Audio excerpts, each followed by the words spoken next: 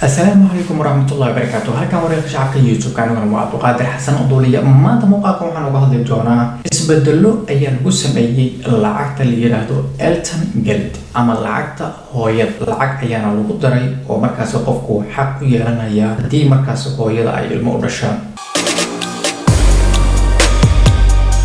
هذه أتامك كوريسي برتان وريق شعبك يوتيوب كاتسو بوقتيد waxaan ka codsanayaa si dhiirigelin leh in aad subscribe-kan naga hilmaamin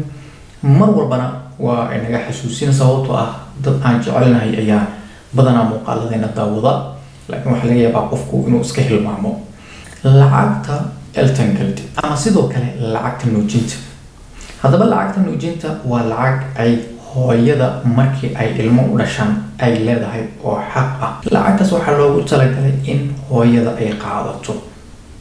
oo hooyada la siiyo maadaama la yiri Elton Geld de waxa noqon kara aabiyo hooyo isku dar way noqon karaan laakiin sida caadiga hooyada ayaa lacagtan xaq u leh. Haddaba lacagtan waxa lagu daray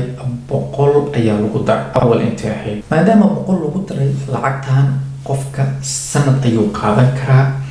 sanadkiina bil walba wuxuu qaadan karaa lacag 300 oo euro ah sanad ayaa antaraageeda saxiixaysa